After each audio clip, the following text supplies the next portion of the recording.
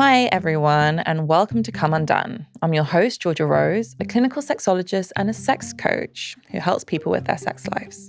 But in this podcast, I'm the one in the hot seat. Over 8 weeks, I'll be going on my own sexual healing crash course to help me get my mojo back after cancer and grief left me feeling like a stranger in my own skin. Each week, I'll have my own sex coaching session with a leading expert, and then I'll take on an assignment. And you'll be right there with me. If you've ever felt disconnected from your body, your desire, or your sexual spark, you're not alone. So welcome. This is my sensual comeback tour, and I'm handing you a backstage pass.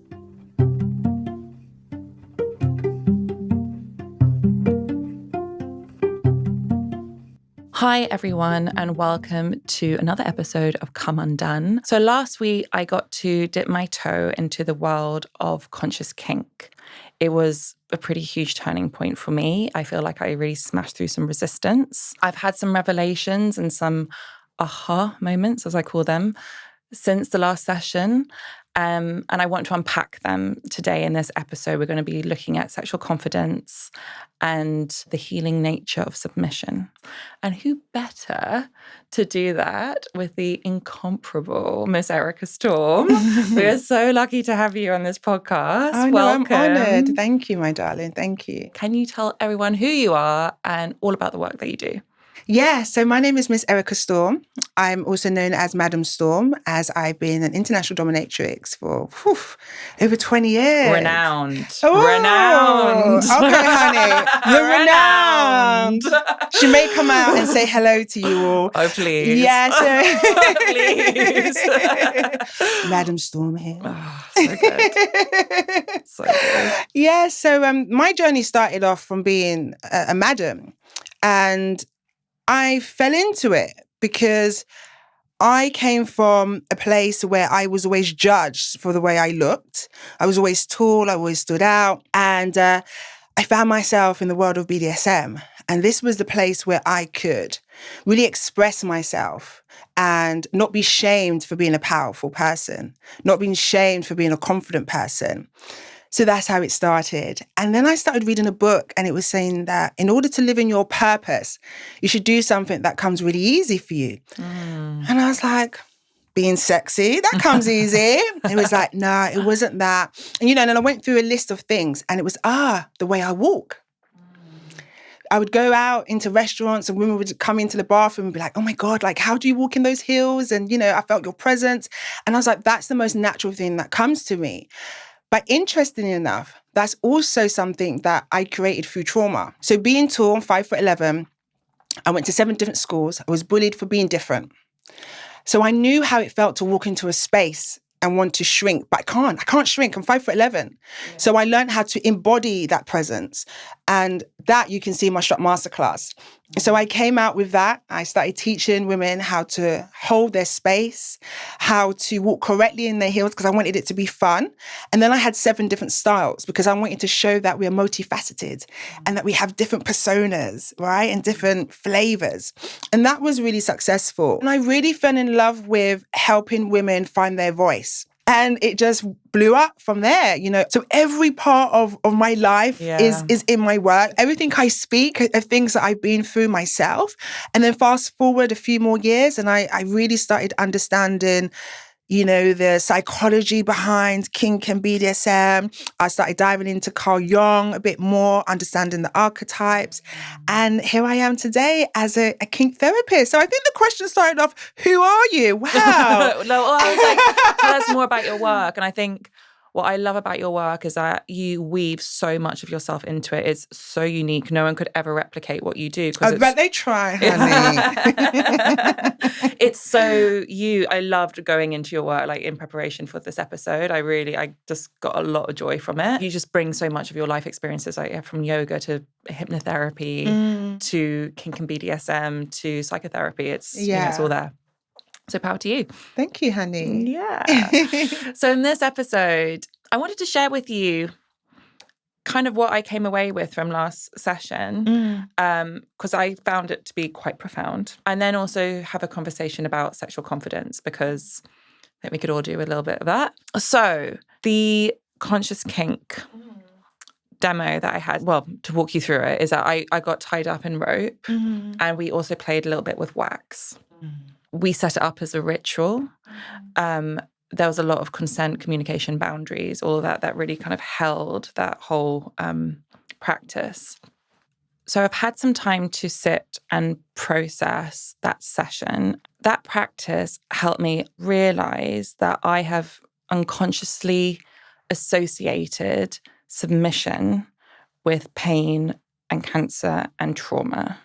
And that ritual that I got to do last week helped me rewrite that and reprogram that. So specifically during cancer, I gave my body to doctors, I gave my body to hospital persons, and as a result, I had a lot of pain inflicted on me that I didn't necessarily want to happen, but I knew I had to do in order to survive.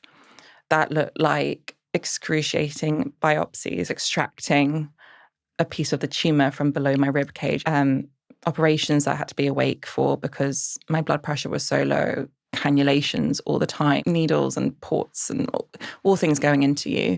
So that association with pain is really, really strong. And not only is it pain, there's all these side effects that come as a result of that pain. So nausea, fatigue, loss of energy, bleeding. I was always bleeding all the time during chemo from all orifices, just so many side effects that I know that we've talked about in this podcast. But then also the emotional tailwind of that, fear, stress. Am I going to get through this? Is this going to work? Am I going to die? And I think it took me doing this ritual when I was in submission to realize that that's what I was associating my body and submitting my body to someone else with. And the ritual allowed me to rewrite that. And that was really profound and it was deeply healing. And it was healing because I got to be in charge of what textures and what sensations I felt that was in my control.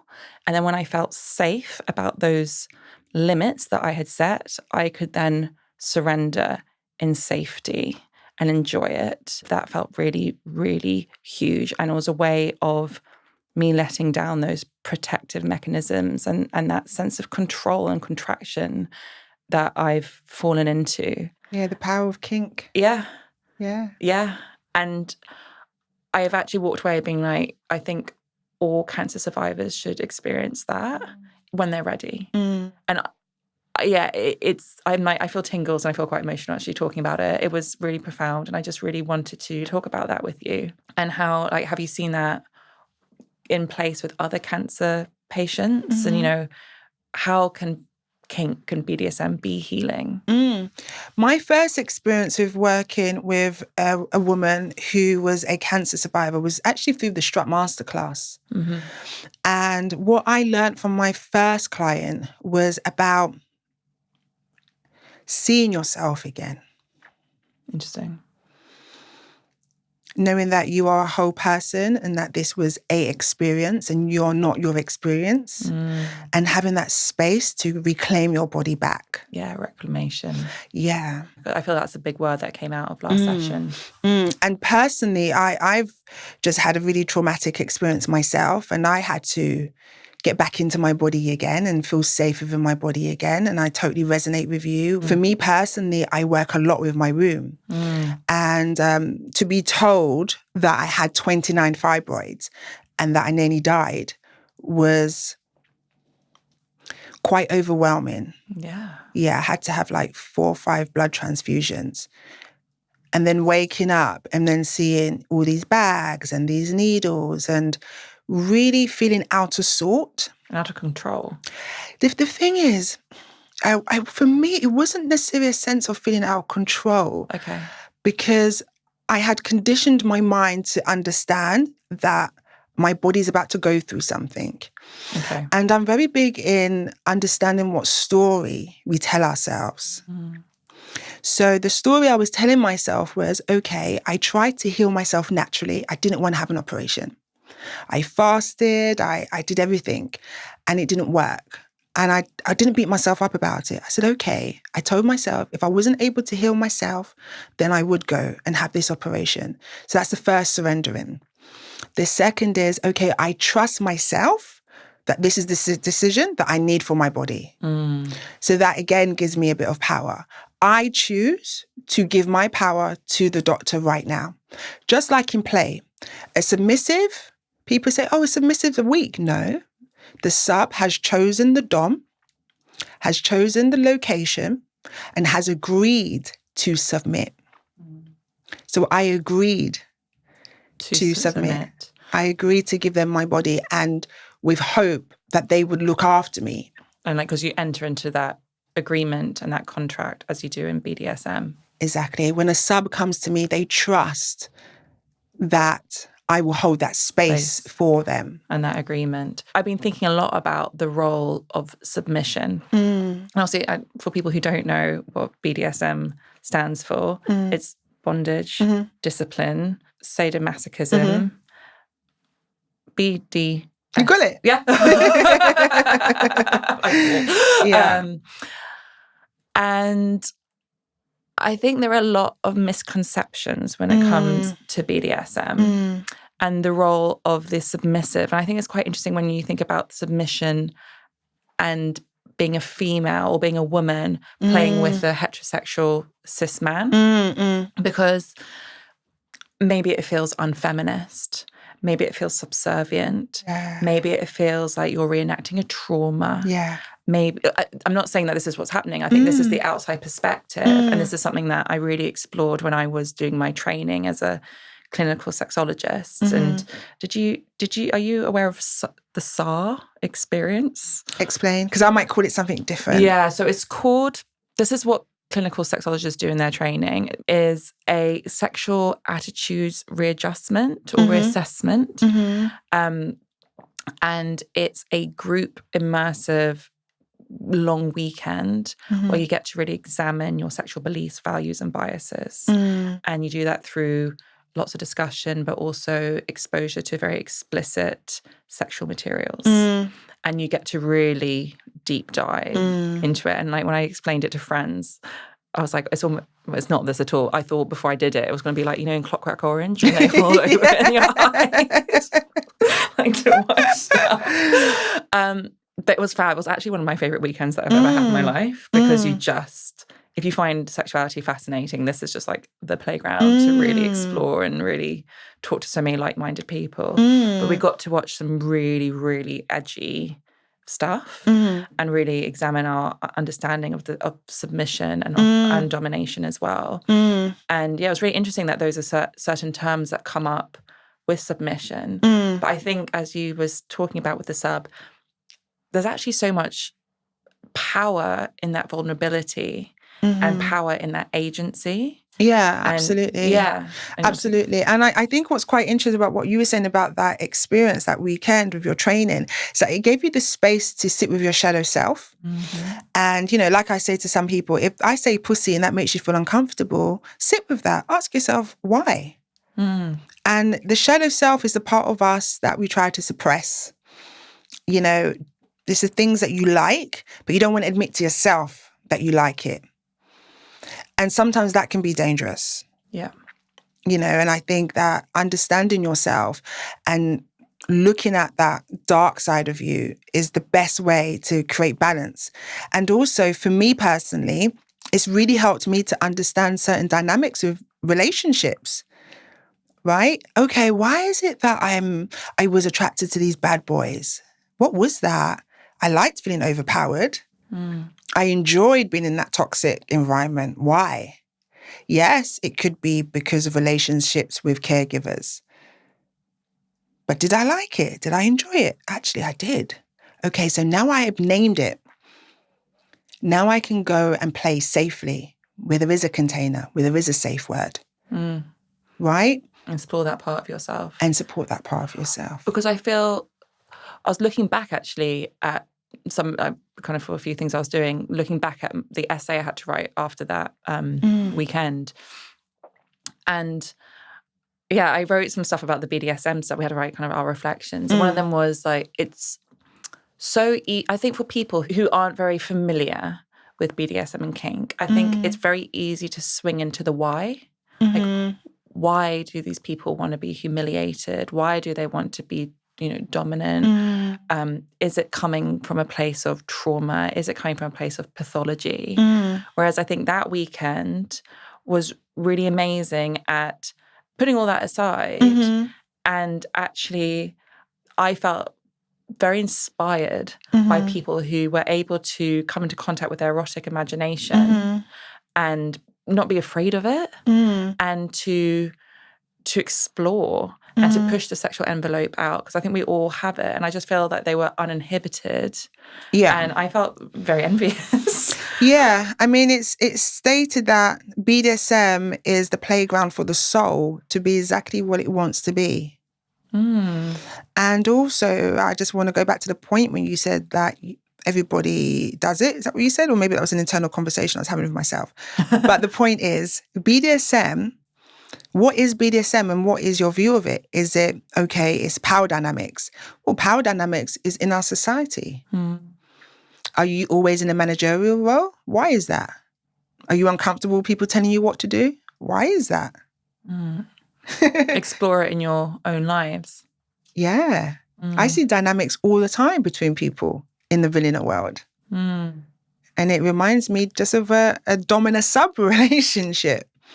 I think people are too focused on labels, feeling uncomfortable with what someone else is doing. Why? Sit with that. Why are you so uncomfortable with someone else liking being spanked? Yeah. Why is that? Exactly. Yeah, I think that's a pretty good point. What would your advice be to go, if I wanted to go and explore kink and BDSM further as part of my kind of sexual healing journey, if you're a bit of a beginner like I am? I would say you should start to journal. Okay. In your day-to-day life, are you always in control? Yeah. I'm a business owner, totally in control. My intuition is telling me that you are wanting to sit in your feminine energy, and that for a very long time you've had to wear this mask. I don't think it's naturally you. I think your natural you is very soft and very tender and is in a position of receiving. I feel like something's happened separate from this experience with the medical scene. I think something's happened way before that, where you had to embody this dominant persona. And I think you're so used to being in that dominant persona that when you had that experience of being submissive, you had a flash of, there's the old me, there's me. Oh, there I am. And I think it's really important for you, whoever you go to play with, you should really understand what is it that you want to gain from it. Like, how do you want to feel? Free. Isn't that beautiful? Yeah. What do you want to feel free from? What's the first thing that comes to mind when you say, I want to be free? I think just from like all the bullshit. Yeah. Can you name it? What's the bullshit? I guess like any insecurities, any sludge that you're holding on to, any anxieties, just free from all of that. Maybe like total trust in yourself as a business owner, as a sex coach. I'm always sort of like reading the next book, working the next thing, learning the next thing, hustling for the next opportunity, learning more about business. It's a continual push forward. And so like falling back just feels really, kind of liberating. Yeah.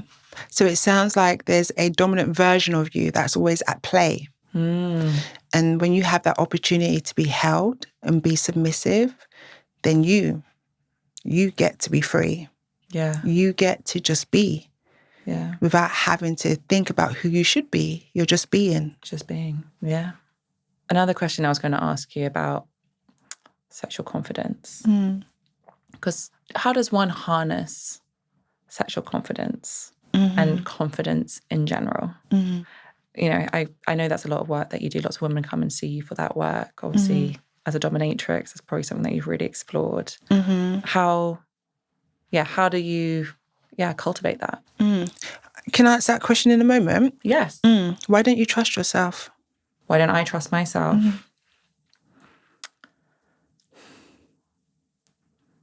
I don't know. And that's where you need to start. Okay. Before you can go and trust anyone else to hold or continue to hold space for you, you need to trust yourself. If I was working with you, I would say before you go any deeper into BDSM, we need to work on that. Because if you are a sub and your dom says, does that hurt? And you're trying to please your dom, you're not going to say, no, it doesn't hurt.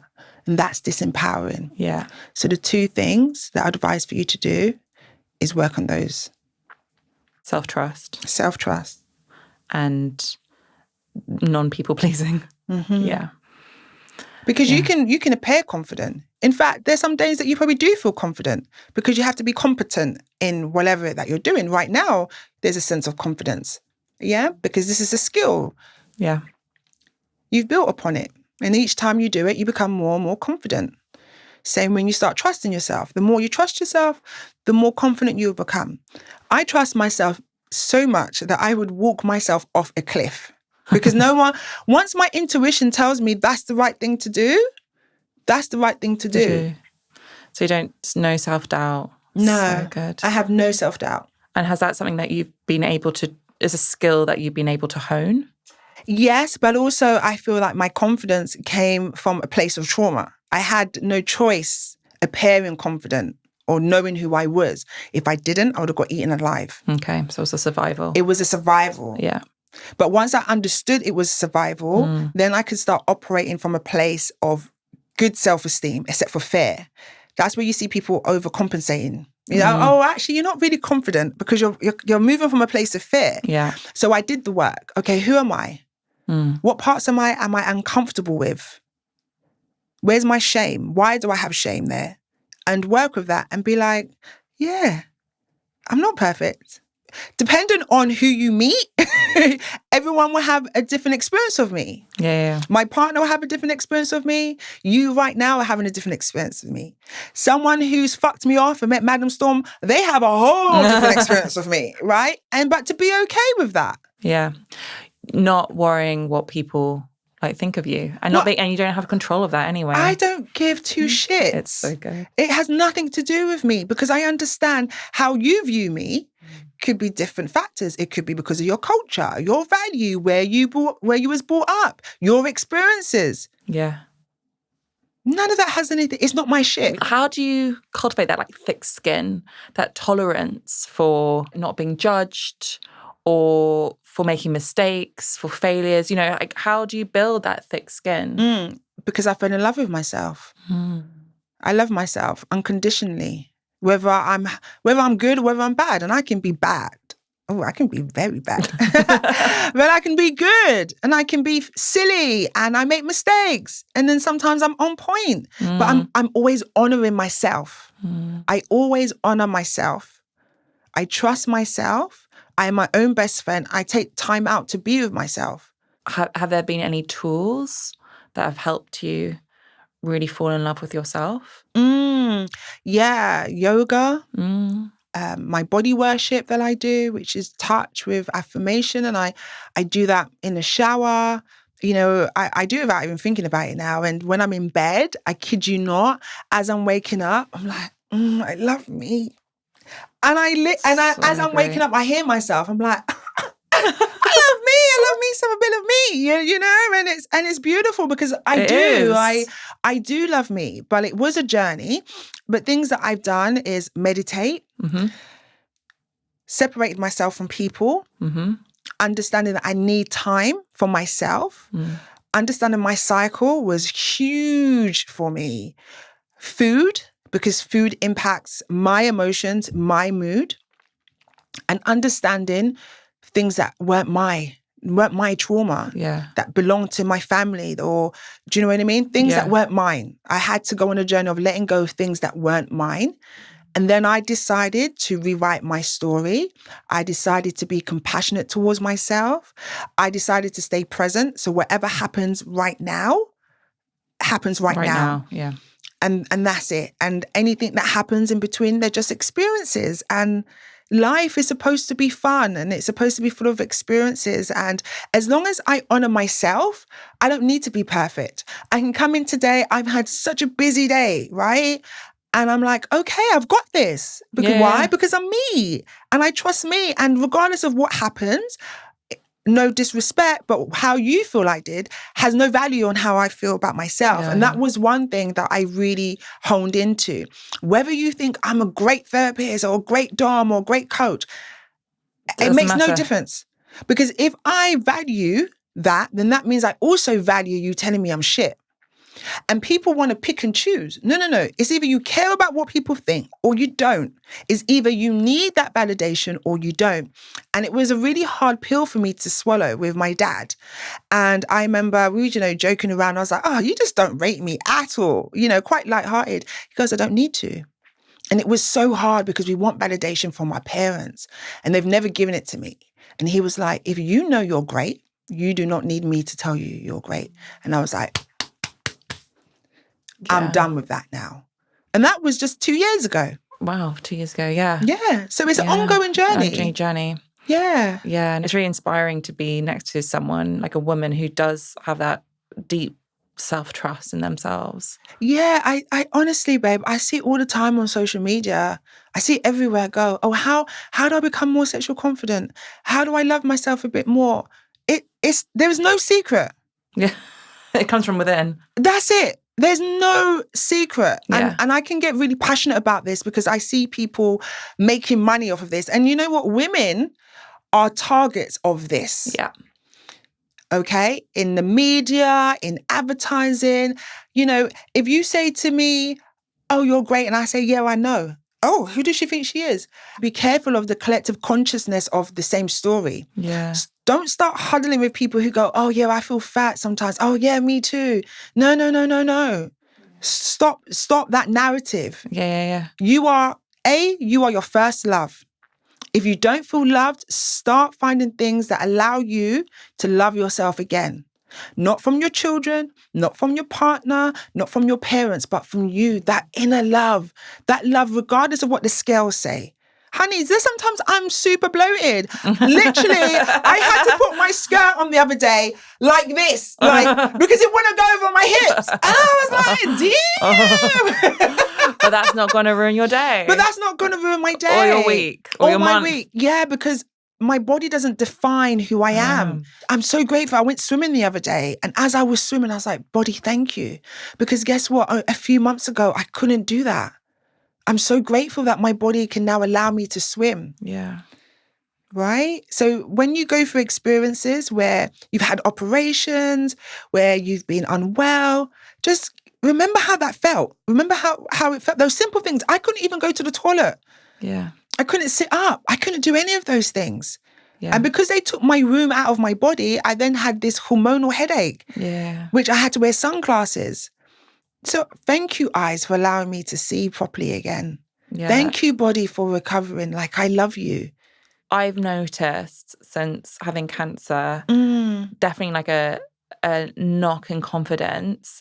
And it's weird because I feel like when I was going through treatment, it was maybe the most confident I've ever felt. Because I was in survival mode, because I think your priorities are totally shifted. Right. Like, all I cared about was like, I am getting through this. I'm going to live and I'm stepping up to this experience. I'm going to do everything it takes to get through this. And all the bullshit just like falls away. All your insecurities, your ego, all of it is just like goes right to the back and you're just there. And it was just very much a time of like agency and like advocating for myself. And I really leveled up to the experience. I would not allow the experience to push me over. I took every single tool out of the toolbox that I possess. That I use like in clinic with my clients, that I've learned along the way, and I use them on myself. I was very mindful about the woman I wanted to be through treatment. And I really felt like I activated the queen, or like the warrior. I was like, this is how I want to get through this. Yeah. And I was on it. And I felt like after that experience, like I conquered that disease. And I was like, I did it. And I'm now going to go and conquer life. But then life comes and like bites you on the bum. On the ass. around the ass. You know, like my dad died really soon after. Oh, My I'm mum sorry. got, I know it was a horrible time, but yeah, my mum got diagnosed with cancer soon after. And I think like, actually the experience of grief really floored me. And I think that like kind of that queen, warrior, whatever you want to call it, it kind of really kind of dropped. And I think I felt quite like frightened of life. That's been my experience of post-cancer. And I kind of call post-cancer sometimes like the wilderness years. And I think actually quite a lot of cancer survivors experience that because you're readjusting to life again as a sort of different person. And that takes a bit of like recalibrating. So yeah, like us talking about this, I'm like, yeah, I really want to find that warrior that you again. and like she's coming back. Yeah, but also I think it's important to be okay with the space you're in as well. Yeah. You know, just like our 4 phases of our cycle. Yeah. Right? When it's winter time, it's time for us to just chill and relax and do nothing instead of trying to force summer activities in winter. Yeah. You know, so really honor where you are and honor yourself. And one of the things that I really learn and take on board is that in order for me to honor myself, I have to be on my own timeline. Yeah, I love that. You know? And it's not about what other people expect from you. Yeah. And I know so many of my clients who are reclaiming their sexual power back. When they were unwell, they had this need to have to please their partner. And their partner was like, no, it's okay. But they felt that fear, like, no, I have to perform. I have to do this. And again, I go back to what story are you telling yourself? And I think the reason why my clients get really fast results is because I just keep things really simple. What are you scared of? Yeah. What's the shame? Exercises to fall back in love with yourself. Yeah. No need for outside validation. Yeah. And 5, who do you want to be? Yeah. Simple questions. Simple questions. But big questions. Very big questions. That I think people don't really think about. No. Yeah. There's a lot of fear. Yeah. I think that we all know the answers to the questions that we ask ourselves if we ask ourselves the right questions. And then have the courage to answer them truthfully. Mm-hmm. I really like what you said about the confident woman. And actually, it's not something that you perform. It's actually something that comes from within. Go on a journey of falling. I know I've said this before. Go on the journey of falling in love with yourself again. Date yourself. Yeah. Go and take yourself out. Yeah. You know, the more time I spend with myself, I'm like, oh, I'm fucking fabulous, honey. You know, like, read a book. Find out what you like. Find out what you don't like. Take that time for yourself. Take that time out for yourself. You always want to do rock climbing? Go for it. Don't call a friend. Go for it. Go by yourself. You know, you want to buy that sexy underwear? Go and buy that sexy underwear. You want to try pole dancing?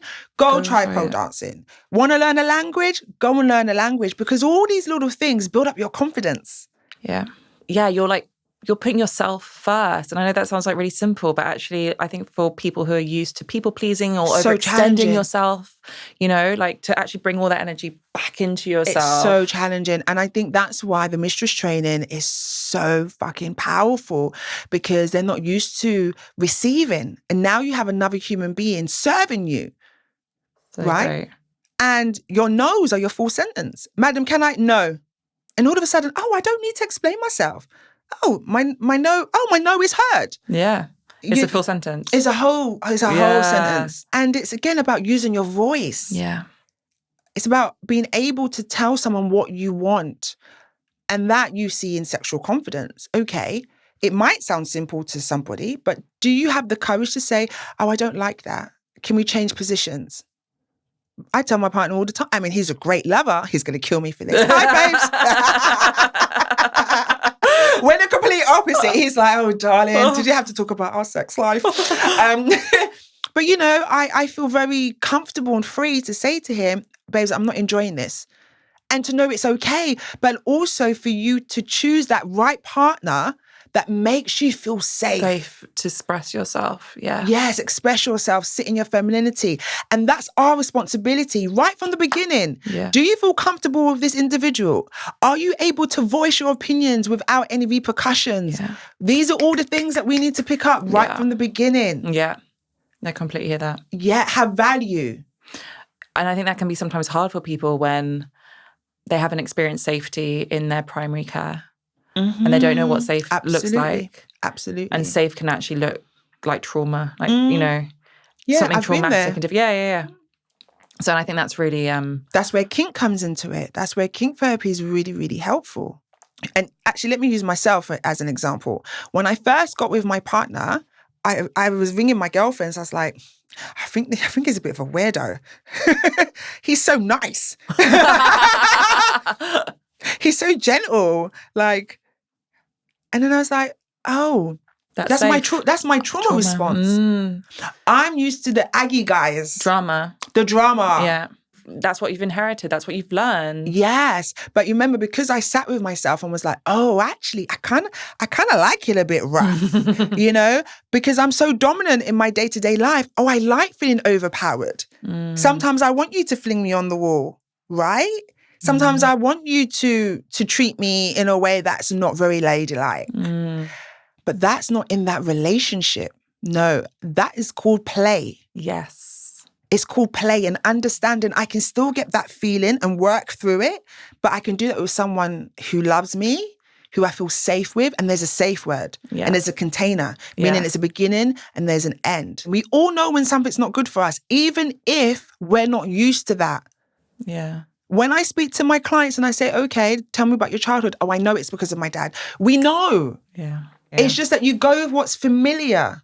Yeah. That aspect of why we're drawn to toxic relationships or, you know, being in a situation where we were not safe. Our nervous systems have almost like come to associate that with safety in this kind of weird way. It's like what's used to. So you're like, okay, that's what I associate with love, or like, you know, love looks like that. So that's what I'm drawn to. Yes. Or, oh, okay, that person opens the door for me, whereas the other person didn't. Okay, is that your minimum? Where your standards, yeah. Yeah, and this work forces people to see their own value. What do you value yourself as? Yeah, what do you deserve? What do you deserve? And so many women don't think they deserve. Sometimes they don't think they deserve anything. Yeah. They just take what they're given, and if they feel like they're lucky. No, you're the prize. Yeah. If anyone's, listen, the one thing I want you to take away from today is you are the prize. Like, write that shit on your mirror. You are the prize. Yeah. I really like your work on affirmations. I think becoming super, super, super attuned to that self-talk and reprogramming it and rewriting it is super powerful. Talking to yourself like you are a delicate, beautiful, loved one. Yeah, and listen, and sometimes I have to talk to myself like I'm a bad bitch. Like we've got this, you know. It's about having that honest conversation with yourself. But we can say affirmations all day long, but you have to take action. Yes, because the version of you already exists. Yeah. So what do you need to do in order to align yourself to become her? Yeah, you have to take action. And my clients, listen, you can't come to me and think you're just going to sit and talk to me and I'm just going to talk to you. No, we're going to put things into place. We're going to take action. You know, incantations, the affirmation with a physical movement is how we anchor different behavior. It's how we're able to move forward. It's how we're able to create change. Recreate that story that you're telling yourself. Yes, bad things happen. Yes, no one's taking that experience away from you. But where do you want to be now? What do you want to take away from that experience? Look, I'm 41, I think. I can never remember how old I am. I think I'm 41. But I am where I am now because I decided to be the hero of my story instead of the victim. If I decided to be a victim of my story, I would not be, you wouldn't even know who I am. Yeah. I've alchemized my pain and my trauma. Yeah. I've taken something powerful from those experiences, and I looked at it and I said, okay, how can I empower myself from this? What have I learned from this? Yeah, and as you said, almost use it to kind of propel me forward. Yeah, with power and softness. What would your advice to me be? Number one is start off with trusting yourself, because like I said, you're interested in BDSM. You felt that to be a really liberating experience. I love that for you. But in order for you to trust yourself and stop seeking validation outwards, because they're dangerous. If you get into power play and you're unable to use your voice, that is going to be a very disempowering experience for you. So do something where you need to trust yourself. And it could be something as small as changing the color of your wall without asking anyone what they think. Yeah, start doing little things where you start building up that trust with yourself. And listen, it doesn't matter what the outcome is, because my therapist tried to give me this one. So how can you still continue to trust yourself even though you've had bad experiences? It doesn't matter. I decided to make that decision. Okay, I get it. However someone else reacts, it doesn't matter. It doesn't matter. I then have a second decision. Do I stay or do I go? Okay. So I know some people out there that's listening, they may not trust themselves because they got into a situation which was dangerous, and now they're like, oh, how can I ever trust myself? Don't let that keep you in chains. Yeah. Just reset. Start off small, build up that self-trust again. When it comes to people pleasing, really ask yourself, what is it that you're trying to gain out of pleasing the other person? Because every time you're trying to please someone else, you're displeasing yourself. Yeah. And if you're always honoring yourself, which is my key thing to always do, then you can't be a people pleaser, because that means you're not honoring yourself. Yeah. Chips away at you, that people pleasing. Yeah. And it breaks boundaries. You can't set boundaries. Yeah. You can't say no because you're too busy pleasing someone. You can't be trying to please someone and still want to be liked. You can't care about being liked when you're setting boundaries. Yeah. Yeah, you're so right. Like how that kind of, to bring it all full circle, how being within the position of the sub and being in the position of the dom really brings all of this to light. Yeah, it does. All of it does. Yeah. Yeah. It's all kink, baby. It's all kink. Oh, well, I think that's a perfect place to end it all on. Thank you so, so much for coming in. You're so welcome. And I'll keep you updated on the whole journey. Yeah, good for you.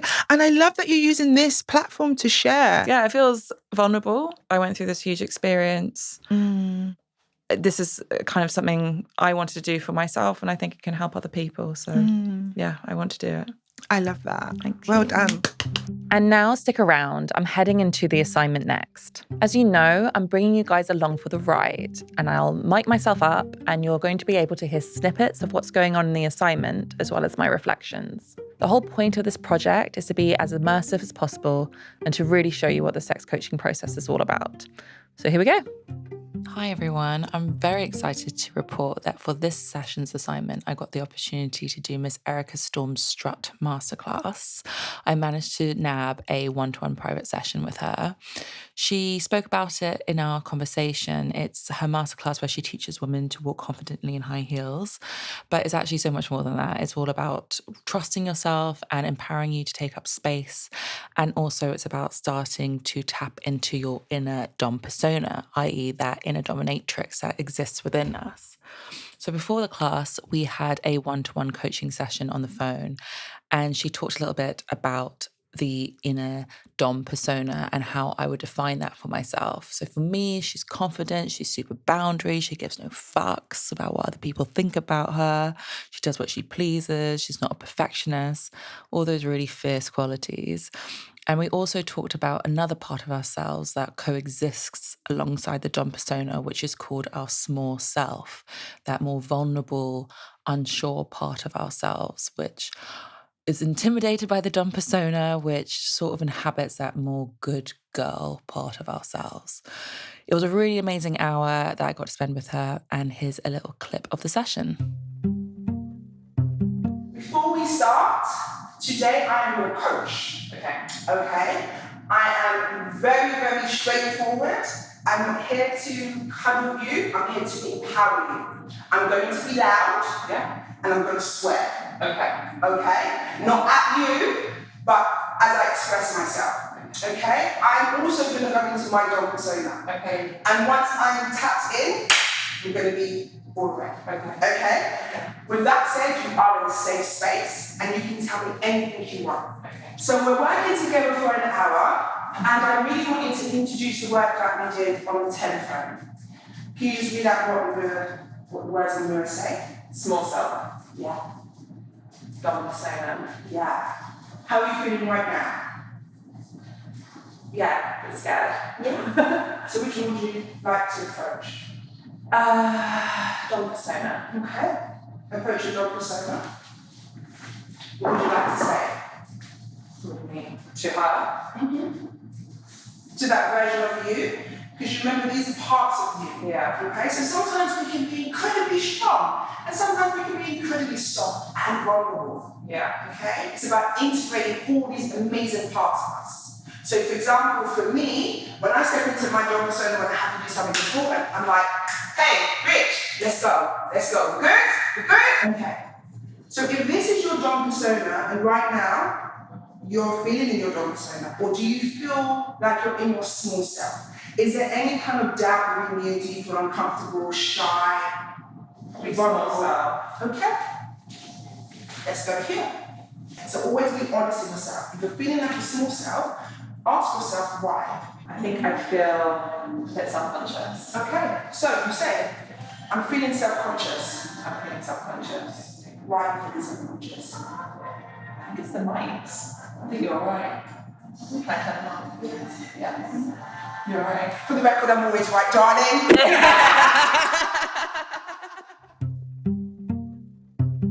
Okay, so you'll hear that I had to turn off the mics in order to let myself immerse myself into the session and just let go.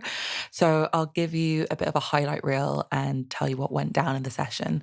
So there were mirrors all around the studio, and one was labeled Dom Persona, the other one was labeled Small Self, and you got to stand in these different mirrors and speak to yourself directly as these different parts of yourself, and to really help you inhabit these aspects of self. And you also got them to speak to one another, which was really interesting. And Miss Erica was really, really good at unpacking that and helping you speak and have this conversation. So, for example, one bit was she asked my smaller self, what do you need to feel safe? And me, as my smaller self, said, I only feel safe when I feel guaranteed that nothing is going to go wrong in this life. And she then got my dog persona to talk to my small self and say, we can't guarantee that. We can never guarantee that, but we can guarantee that you can trust yourself and that you can be resilient and that you can look after yourself when things get hard, and you have evidence of that before and you can do that again. So that was quite an poignant part of the session, and shows you a little bit of how we worked with those different parts of ourselves. We also had a bit where we were doing affirmations and we were yelling them out and getting louder, louder, louder whilst looking at ourselves in the mirror, which was really empowering, but it was also quite challenging. So one of the most challenging ones was, I trust my body. And I actually had a little cry at that one. I found that one difficult. So obviously some more work to do in that area.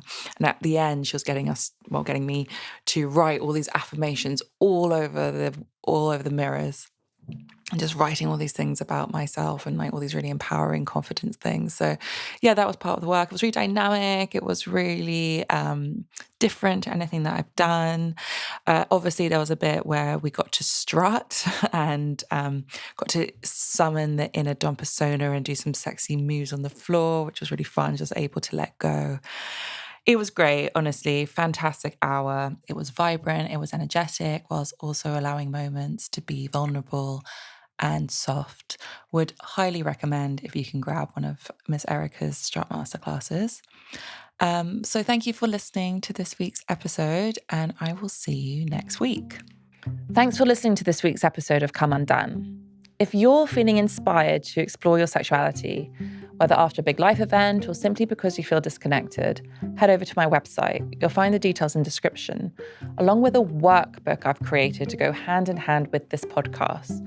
It's designed as a stepping stone to help you reconnect to your body and your sexual spark.